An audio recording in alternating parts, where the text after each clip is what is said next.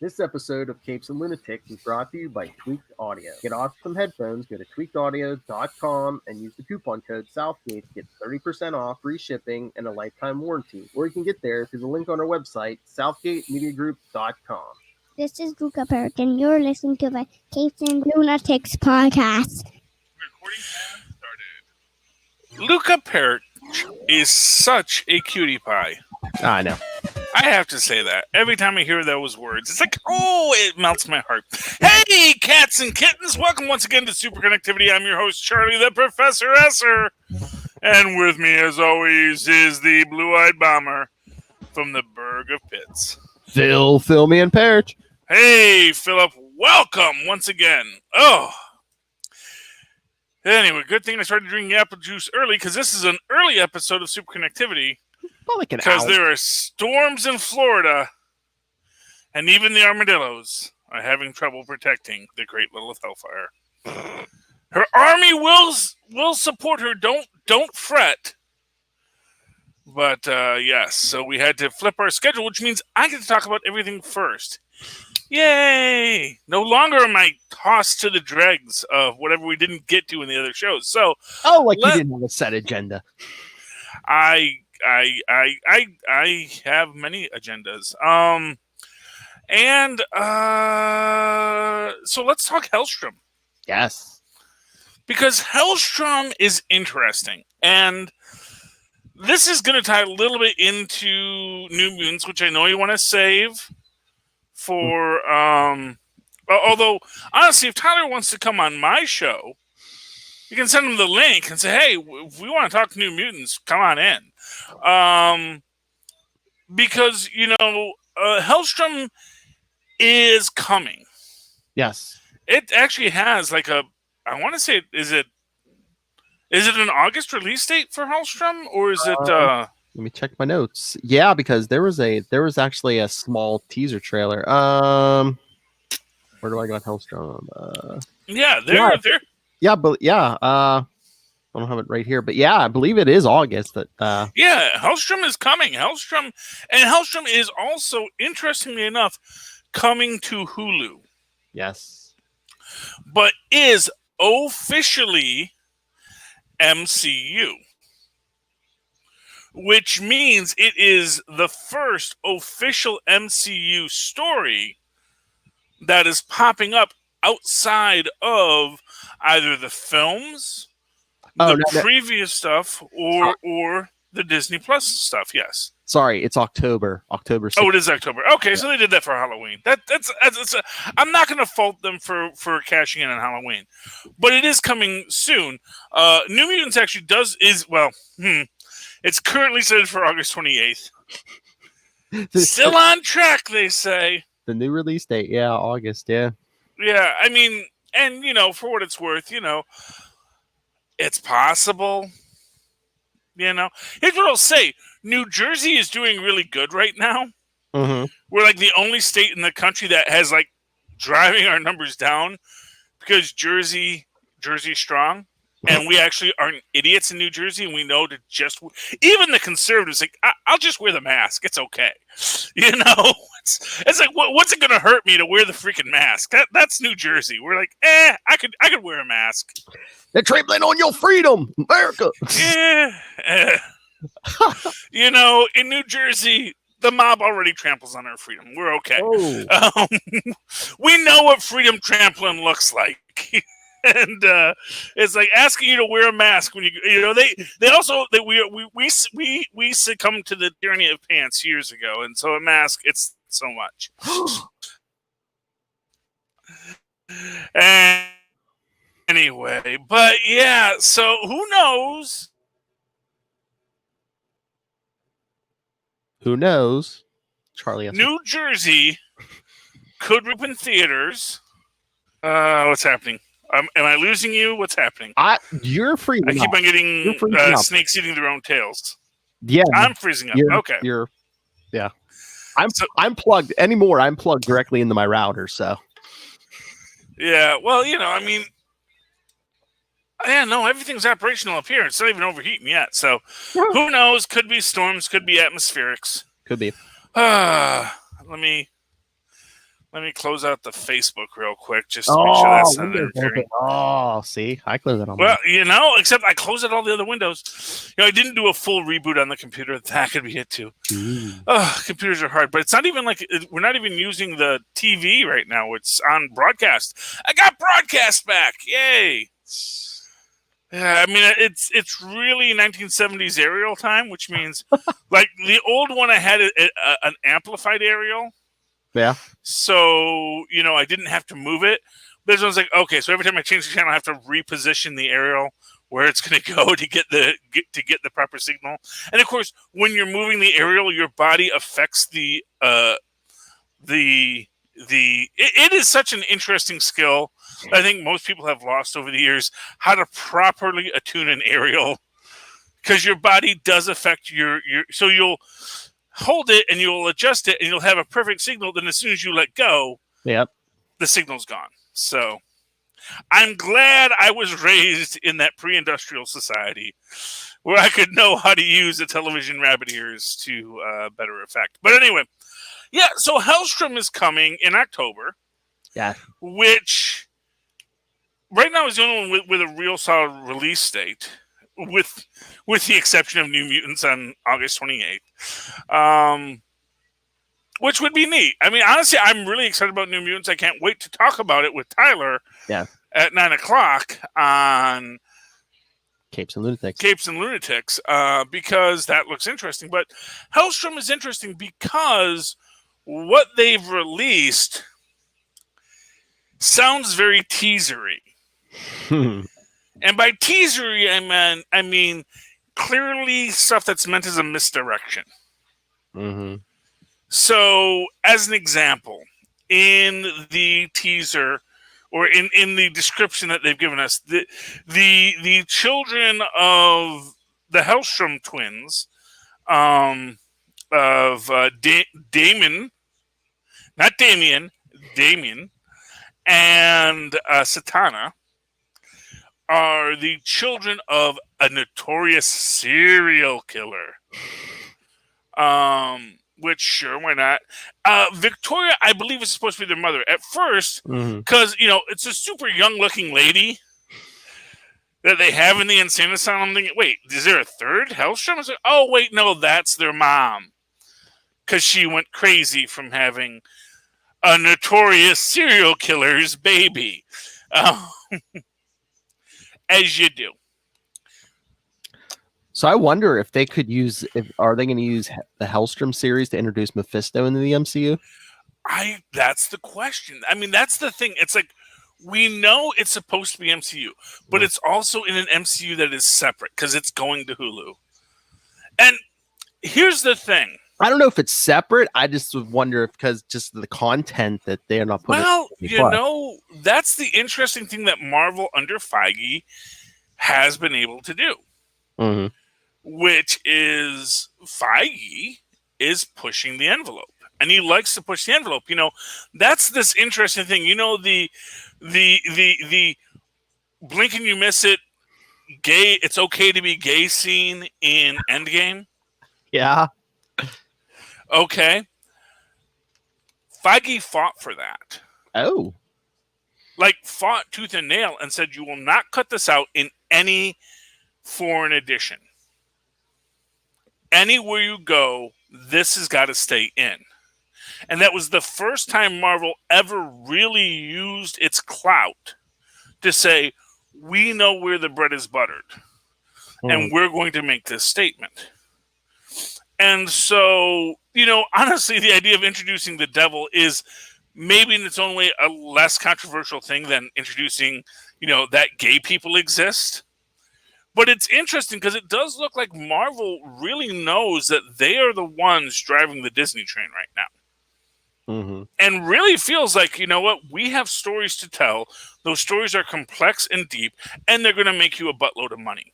Mm-hmm. And so, yeah, I think Helstrom's on Hulu, which also means it's going to be on Netflix everywhere but the U.S., which is weird because that's the weirdest thing is that I recently found out Hulu is a uniquely American thing. You can't get Hulu if you're not in the U.S. It's like you can get Disney Plus, but you can't get Hulu but it makes sense because Hulu is made up of the U.S. broadcasters. So their entrance into other markets is limited, you know.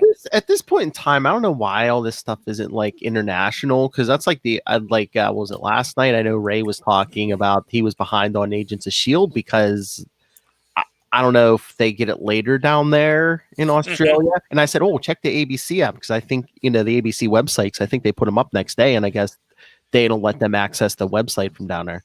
No, because if he goes to the ABC website, it takes him to the ABC website, which is the Australian Broadcasting Company. Oh no, he said it. He went to the regular ABC site. I know. It just said, you're not, something about don't have permission for this region. Yeah, you don't have permission for the region because in truth, they actually had to pay for those rights. Yeah. Despite what NordVPN tells you, you're breaking the law. Okay, I'll tell you, they're not a sponsor. They come and sponsor us. I will say, go ahead, use your NordVPN, do whatever you need to. But right now, since they're not sponsoring us, I'll tell you the truth. You are breaking the law when you use a NordVPN to access content outside your region. That's a little so far. Yes. Lola, no, she just don't care. I know. It's like, trust me, she's got her Jolly Roger flying. She knows who she is and she's okay with it. But long story short on the whole thing, it's that so Helstrom's coming to Hulu. It'll probably be released elsewhere, or wink and a nod, bootlegged out. Which is the other thing, which is like ABC doesn't care if you use your NordVPN to circumvent the law, because ABC is like, well, you paid for the Hulu subscription, So, and again, not Spawn. They're not paying us a dime yet, but Nord, get on this. I mean, I'm sure eventually it'll probably hit Blu-ray and stuff, and I wonder if you'll be able to buy it digitally somewhere. Yeah, well, everything's available eventually digitally, theoretically. And theoretically, there's probably a way that you can buy it piecemeal. But, and for what it's worth, it is an affront to the actors and the writers and the producers, because the deals are set for the regions that they're to be distributed in. So to get a universal distribution, you would have to pay all of the actors more. You would have to pay all the writers more, all the directors more, etc. So, yeah, there's a lot of back and forth going on with all that. But anyway, Helstrom, we don't know much except for the fact that, as I said, their father was a notorious serial killer, which anyone who's a fan knows is going to be, well, actually, that was Satan. Oh, yeah. Now, what's going to be interesting is if they actually go with the idea that so, for example, they could introduce Mephisto, and Mephisto not be their father. Or what about this? What if the serial killer was just a guy, but Mephisto was, or the devil was inhabiting him?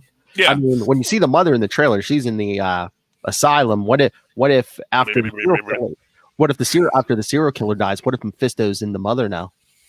I mean, because in the original legend, it's actually it's almost a Rosemary's Baby kind of situation, because I think it was very much inspired by Rosemary's Baby. But I think the mother was supposed to be in on it. Yeah. If I recall correctly from the Helstrom mythos, the mother was in on it. The mother was a part of creating these Helstrom babies to be Satan's avatars on Earth. But again, like I said, it's a very interesting thing that they, at least in the current modern Marvel mythos, they are not the children of Mephisto. They are not the children of Satanish. They're not the children of the Dread Dormammu, although they may change that in the MCU too. They are the children of Satan, and Satan is missing. In the modern, Satan smells nice, according to Tristan.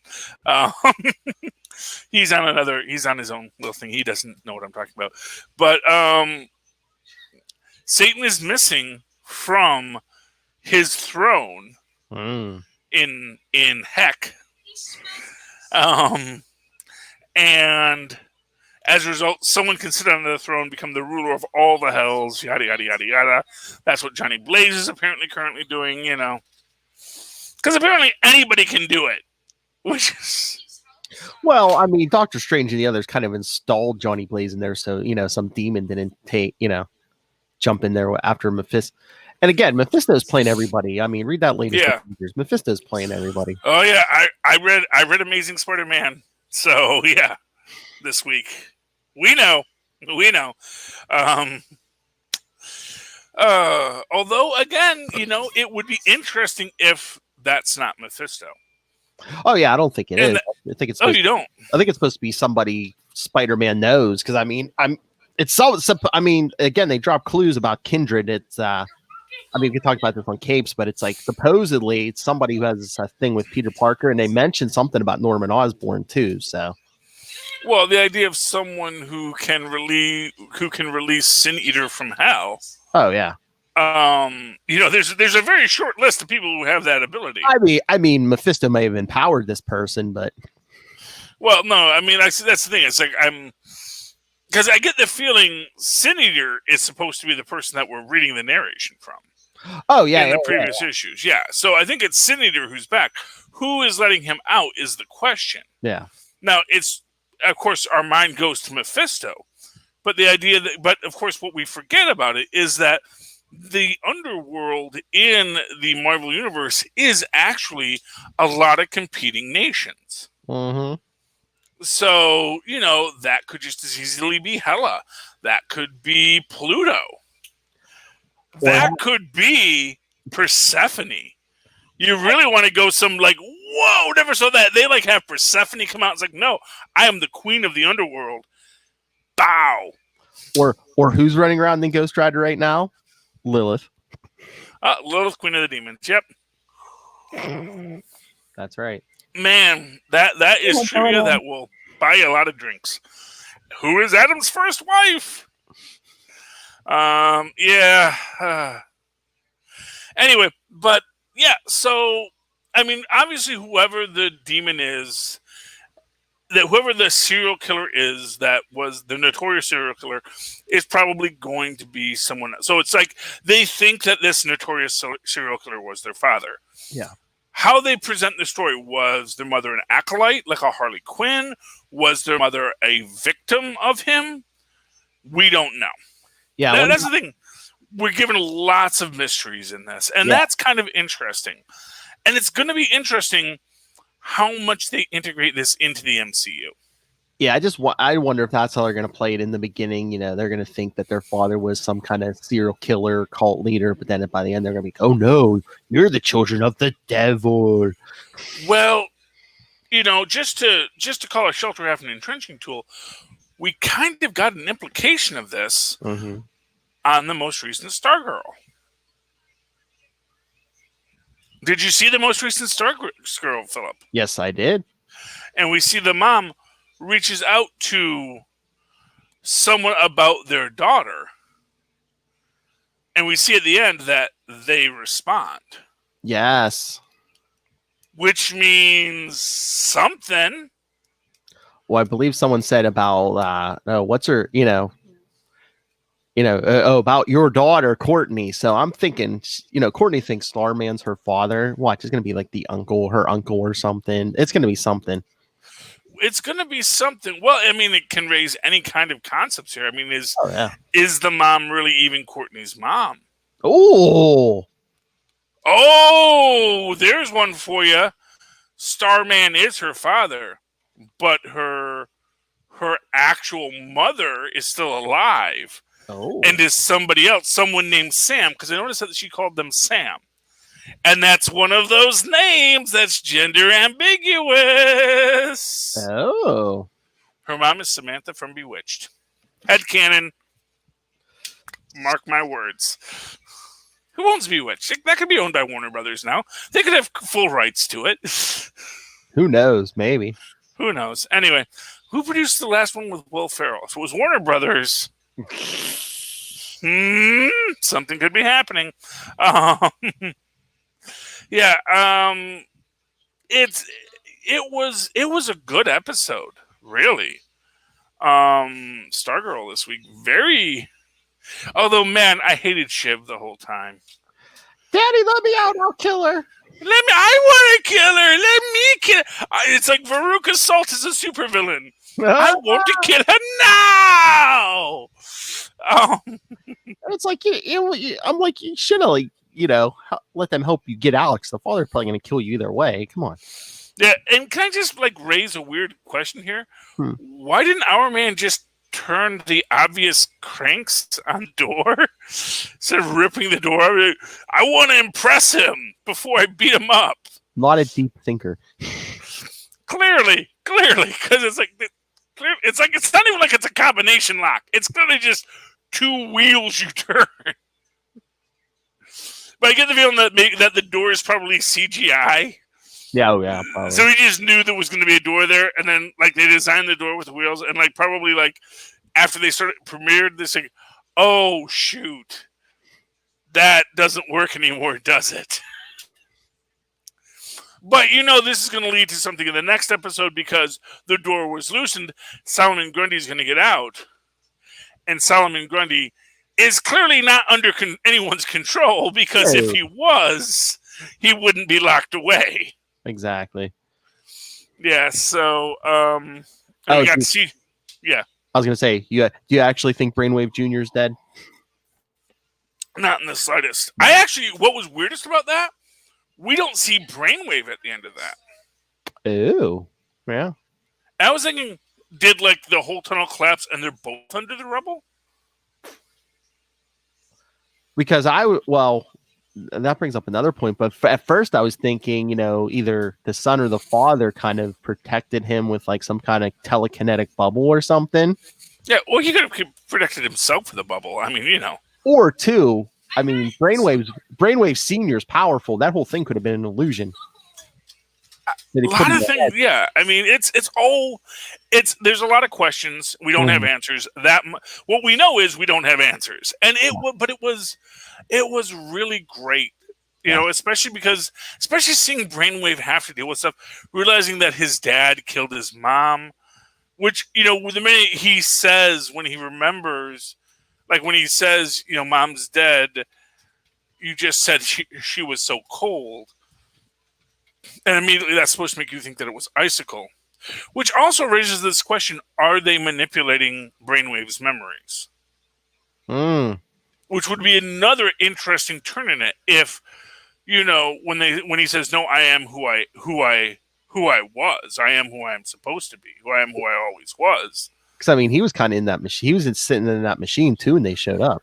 Yeah, exactly. And did they maybe rewrite his memories to be more compliant? Maybe. With what they wanted. Because clearly this is all about building compliance. And we know that Dr. Ito, the Dragon King, who is all dragonified, we got to see him without the mask. Real looker, that one. It's weird because it's eh.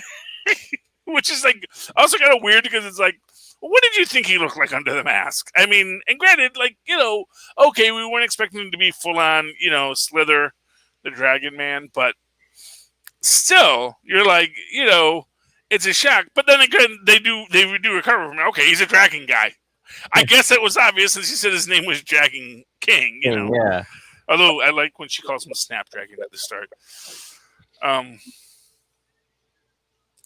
I also thought it was interesting that when the heroes first come in, he just looks at them and tells them to go. Oh, yeah. Rather than, I will destroy you. He's like, just go. And then the ninjas attack and yada, yada, yada. But it is interesting. I am still waiting for my Captain Midnight Solomon Grundy meetup. Oh, Dr. Midnight. Yeah. Sorry, Dr. Midnight. Not Captain Midnight, Dr. Midnight. Captain Midnight is owned by another group. And can I say, like I told Lilith, I love Beth, but when she wears that mask, she looks like she's 12. Honestly, Beth always looks like she's 12. I mean, she looks young, even younger with that mask on. Yeah. Well, because it's a very throwback costume. Yes. So it looks like something you would see a kid in the 1950s who was 12 wearing. So it's not a costume that's going to be bad. BA'd. It's not a costume that's ever going to be sexualized. No. Which is good. Yeah, Honestly, it would be really nice to have some characters not be sexualized when they're teenagers. Oh, yeah. Or when they're adults even. It would be nice if characters just wore, like, clothes.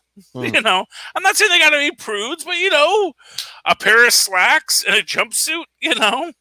Yeah, like I said, I don't know if it's even just like a matter of, you know, like if you let her hair stick out of that mask or something, if it...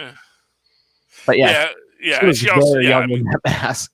Yeah, and that's the thing. Well, you know what it is she has a hairstyle, which is a very natural hairstyle. Oh, yeah. But that, you know, implies essentially and this is sort of maybe even to I mean, if you want to dig into it, it is this idea of a character who is meant not to be sexy. Meaning that she does not create her persona to be sexually attractive to people. I mean, she looks nice. She wants to look nice. She looks nice as she is, but she's not straightening her hair. She's not doing braids or cornrows or anything just to make herself look more in line with what a sexual identity is. I mean, she's being herself. And that's, I think, is a very nice and even in some way very empowering way to be.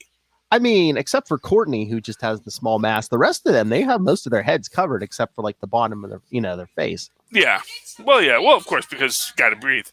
You know, because everyone knows you put a mask over your face, you will be dead in like 30 minutes. Yeah. But no, I'm just like that. Friends protect their identities, you know. Yeah, but no. I'm making a joke about masks because this was recorded during the COVID epidemic. And for those of you who are watching this in some kind of archive, centuries from now, when humanity has been replaced by cockroaches. But yeah, so it was interesting. I mean, it was a really good show. It was a really powerful Brainwave Junior story.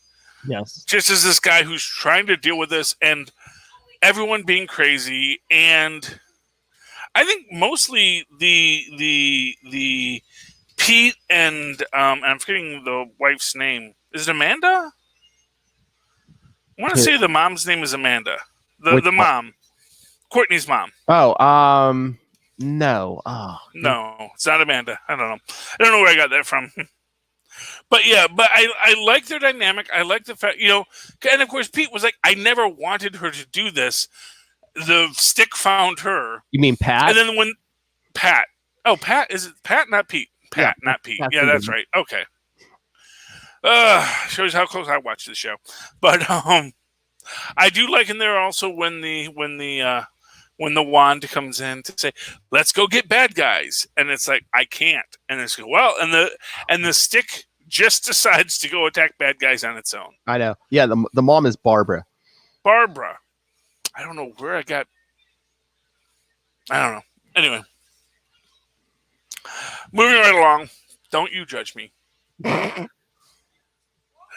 Anyways. So, what else happens? Yeah, so I like how that ends. I like the story that it's telling. I really feel we got something strong and solid from a character point of view. And I really think that it's interesting because, like I said, this is not a show. Like I said, if I could see this show falling out of my rotation very easily because it's about people that aren't, you know, I'm not a big teen drama kind of person. Yeah. You know, I was a teen. I was dramatic. I'm not anymore. Although I'm now a curmudgeon. Lilith was saying yesterday, I guess they are getting some of the older viewers. You know, it's not purely teenagers they're getting. So, well, you know what? For what it's worth, it's very, and this is, of course, one of these things where it has at its core a very wholesome, mystic ideal that is going to be attractive to older people. And here's actually one of my biggest theories. I think a lot more of the old heroes are alive than we think. I think they've been in hiding as much as the villains have been in hiding. And I think that might be what the big secret with Courtney is. Not that her dad died and her mom raised her and didn't know he was superheroes, but that the superheroes realized what danger they were in, and more to the point, what danger their families were in. Oh yeah, those. I mean, they never accounted for every member of the Justice Society in that battle in the first episode. And you know what? For what it's worth, is an interesting aspect of this. You'll recall that it says that Mary was Starman's sister, who was married to Brainwave. Yes. Which kind of suggests that if Mary died first, there could have been this understanding among the JSA team that if we're going to protect our families, we have to get our families outside of our lives. Which means that's when they set up, raise my kid for me. They won't know the difference. Just tell them that this is where they belong. And Courtney, being the youngest, maybe is the one that didn't realize what had happened. She just knew that was her mom, and that's all she knew, because when she was born, she was taken away or she was given somewhere else. So it's interesting. There's a lot of mystery going on, a lot of story to explore, and I'm excited about it. Oh, yeah. What's really exciting, though, is over on Agents of S.H.I.E.L.D. Oh, yeah. I love this week's episode.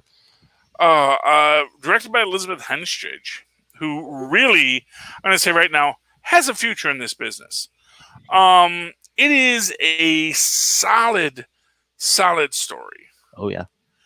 And the time looping is, it's kind of effect that could be used poorly, but I think it was done very well here. Yeah, it's not an original premise, but I think they pulled it off really well. Well, you know what I like about it is they don't revisit it. They don't revisit the things happening. Like, so Mac getting blinded. Oh, yeah. They don't do that over and over again. They don't have, like, alternate worlds where, she was blind, and then, it's like, once it's fixed, it's like, no, I know what to do. Do this, do that, do that. And then also, it's just kind of reminds me of, there's an old sketch you used to do in Scouts, where you do the movie set, and then, and then the director would say, no, you guys are going too slow. Do it slower. Do it faster. No, faster. Bing, bang, boom. And so I kind of like the way that Daisy's approaching it. And man, that has a really hard death to take. Oh, yeah. Especially because it is, and it's interesting because it is a death that is, because Enoch, spoilers, Enoch does not have, his emotional attachment is a program. But it's not a program. It's like, it is such a weird AI question.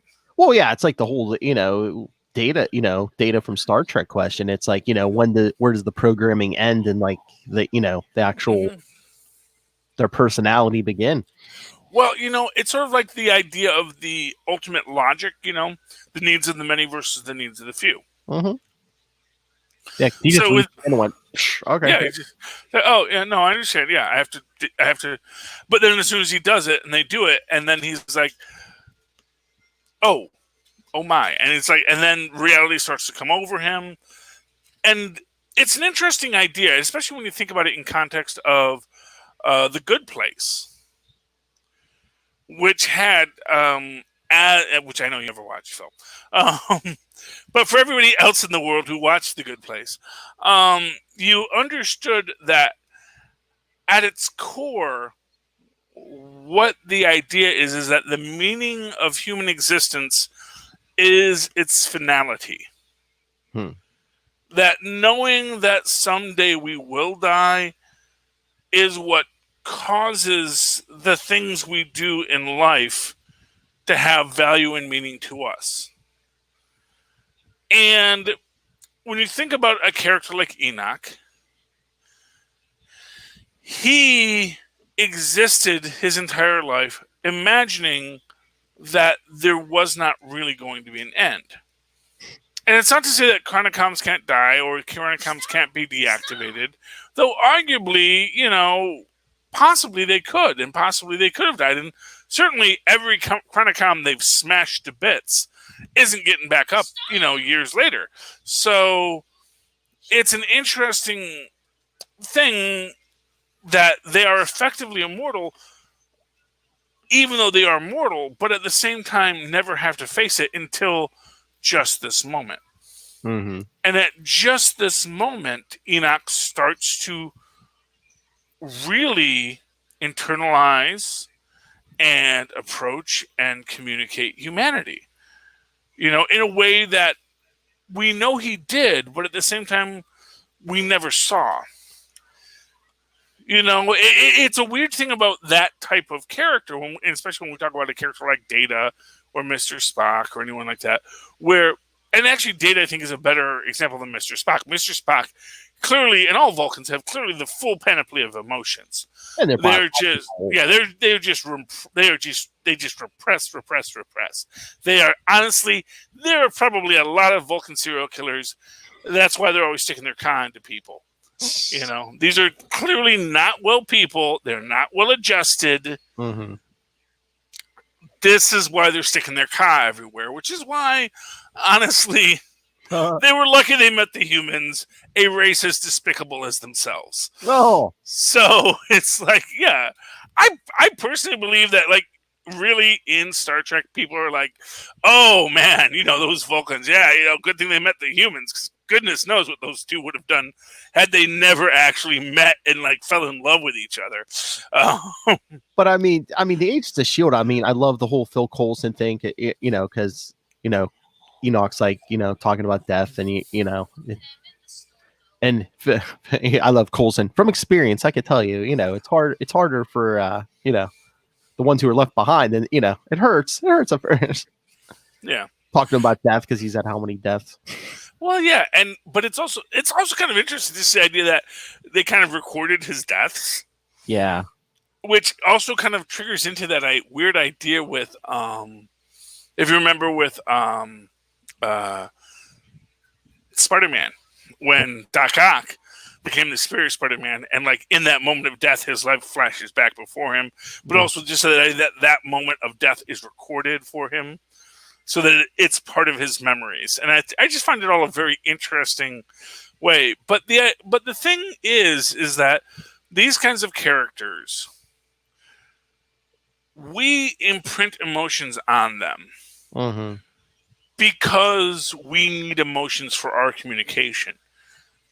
But that they do not express emotion doesn't mean they don't have them. Mm-hmm.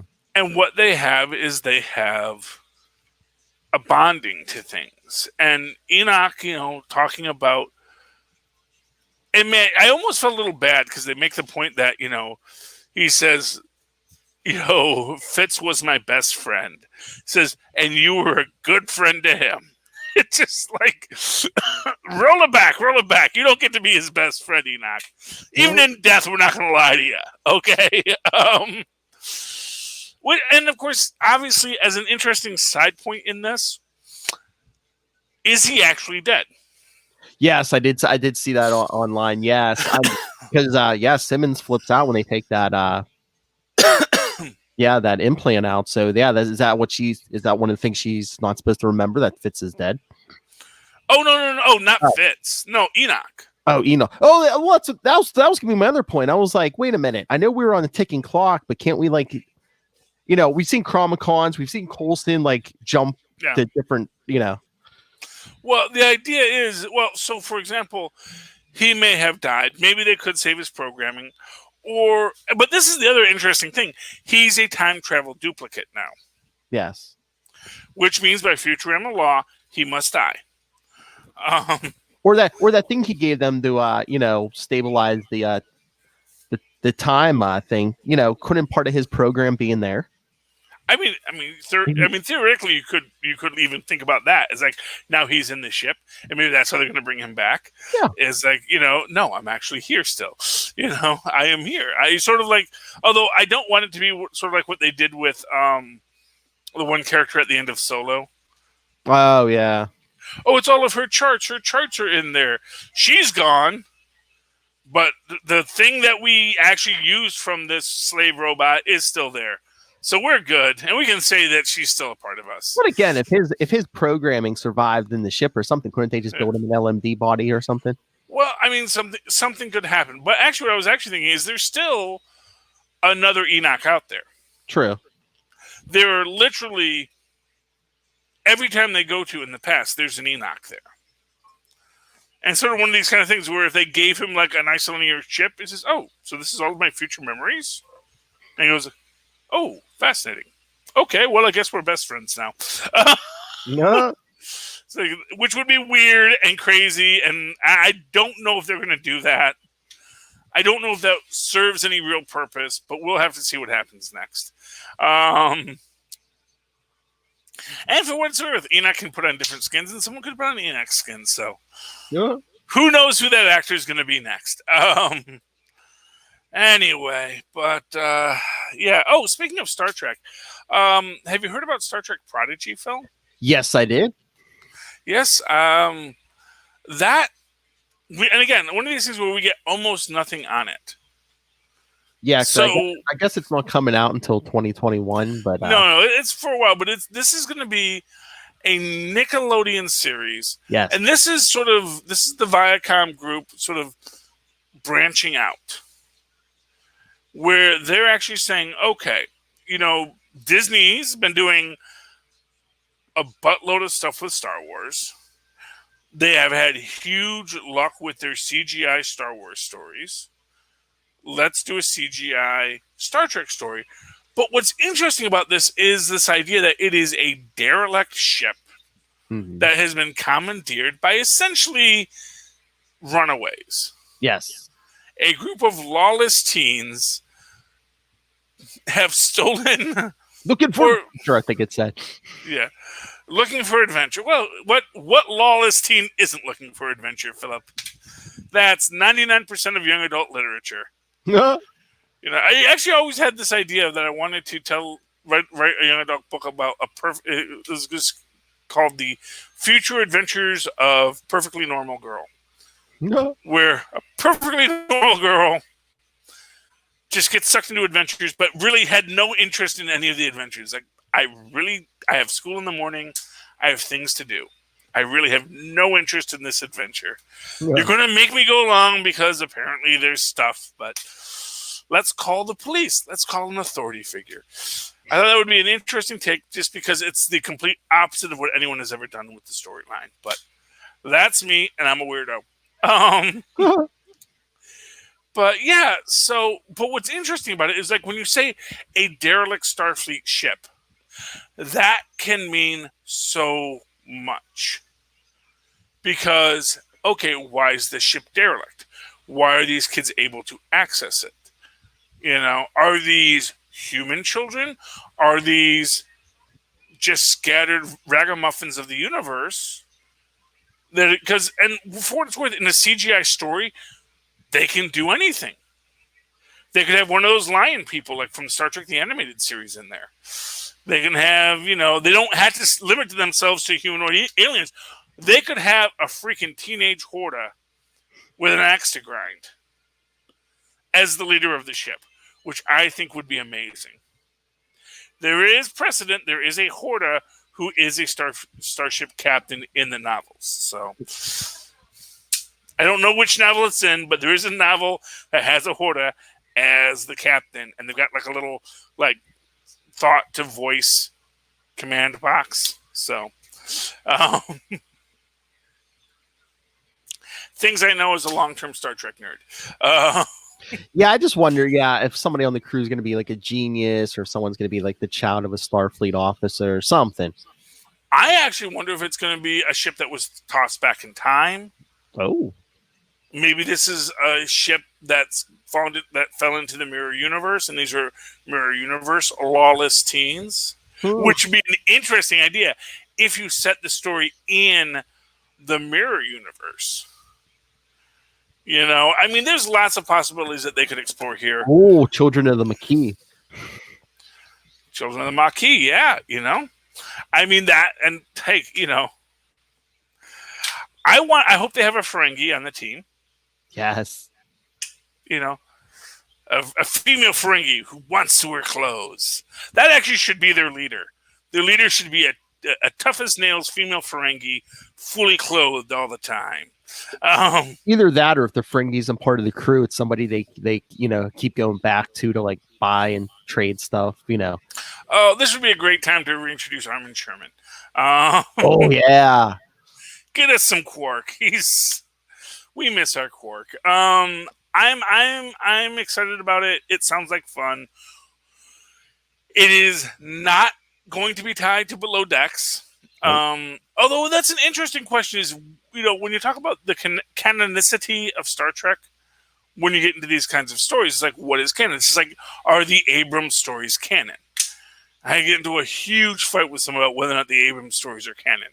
They're not. Yeah, I just wonder how big. I mean, at least Lower Decks is going to be, because did you see the description for that? It's like, it's the support crew and like I think it even says the least important ship in Starfleet. Which is basically, they said, hey, what if that, that Orville thing that people are saying is so great and like the best Star Trek ever? What if we did that? What if we did the Orville, but we actually like made it official Trek?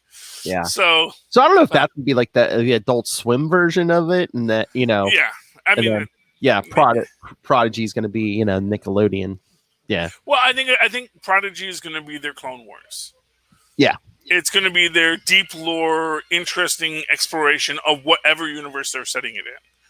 And it will be interesting. Like I said, it would be really interesting if they set it in the Mirror Universe. I suggested for Patreon that we do the Star Trek Enterprise storyline, where we actually get to see the origins of the Mirror Universe. So far, people have looked down on that idea.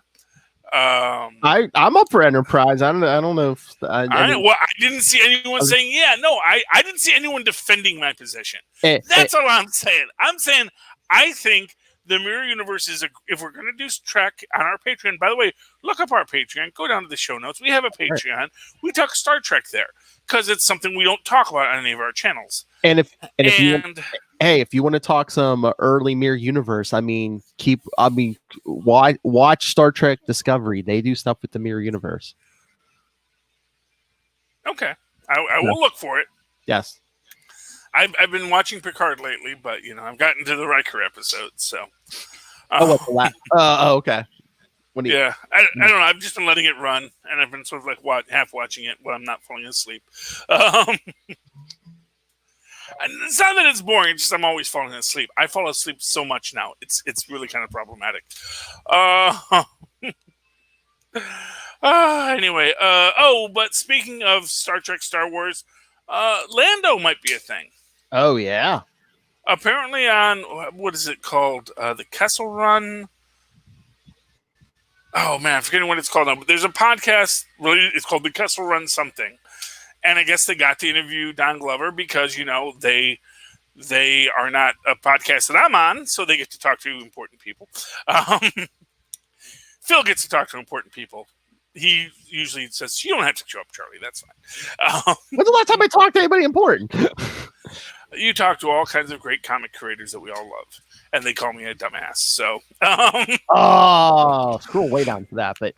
Yeah, no. Yes. So I guess the rumor is, Donald Glover maybe. Is it in Fox for a Lando series on Disney Plus? Well, I guess from what I understand is like he kind of said something and said, "I'm not saying it's happening, but I'm not saying it's not happening." And then, like Disney said, we can neither confirm nor deny that that's something that's in the works. So I would love to see a Lando story, and I actually think this is so much of where Disney wants to put Star Wars. Because they want to say, we are sick of the Skywalkers. Oh, yeah.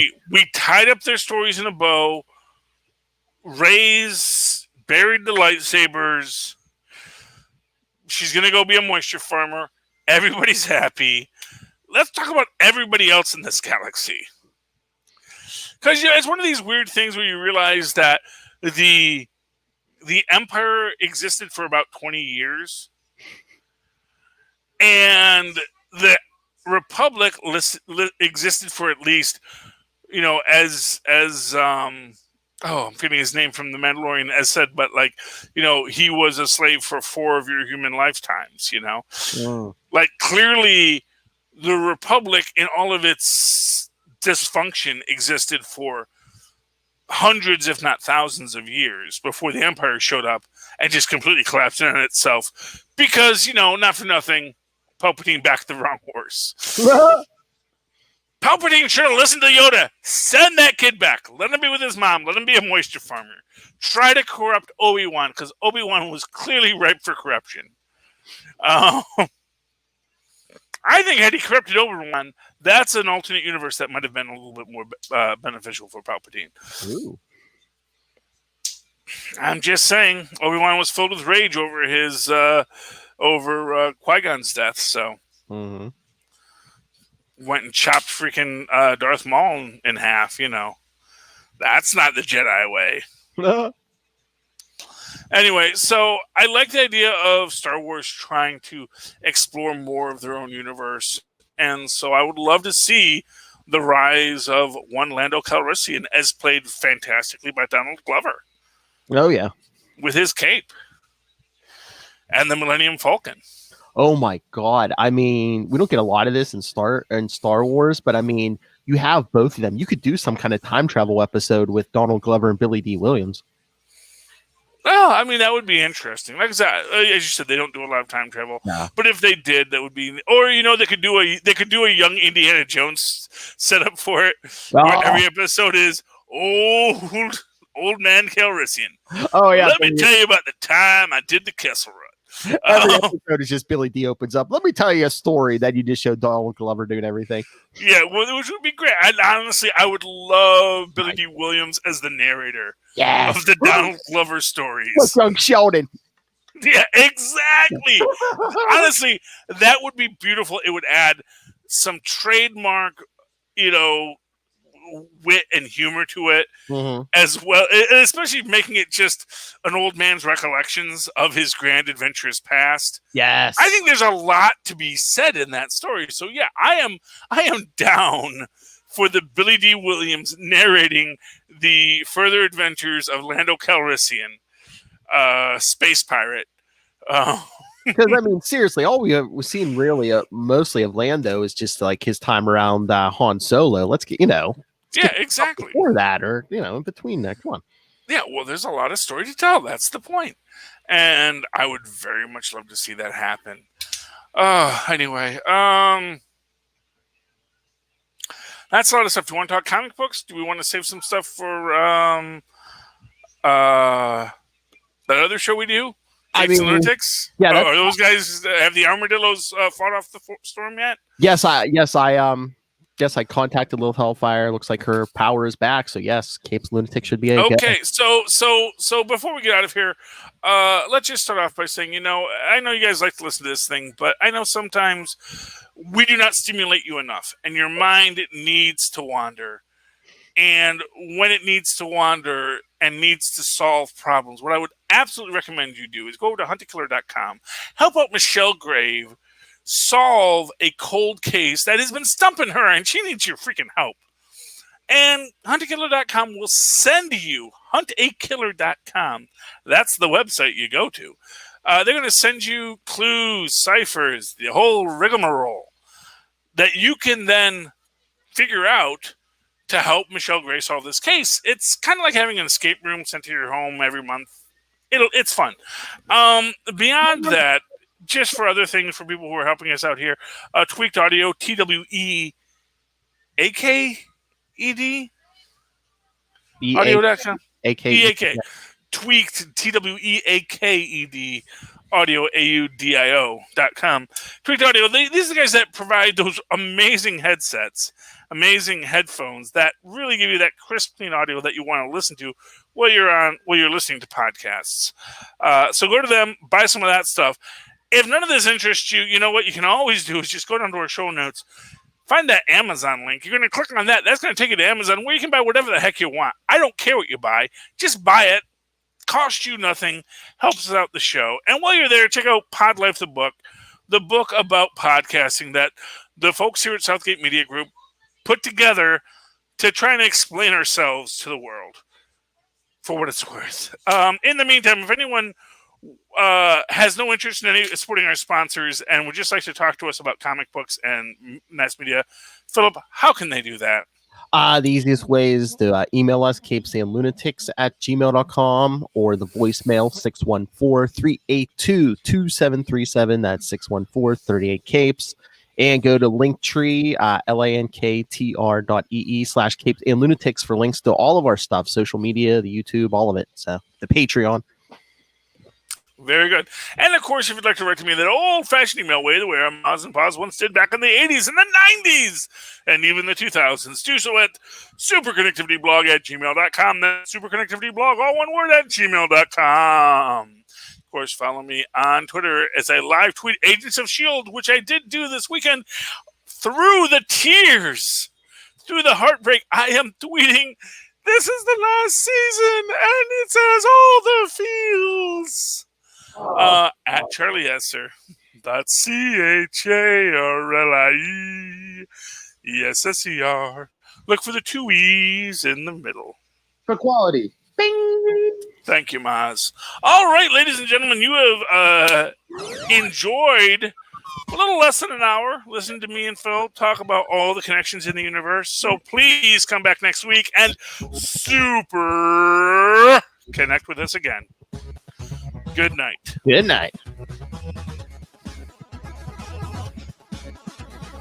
I got that tight. I think that worked. You're a star, baby. A star. Stub my toe on the moon. Don't need to apologize. It's from Connecticut Yankee and King Arthur's Court with Bing Crosby. It says, never apologize for stubbing your toe on the moon while you're reaching for the stars.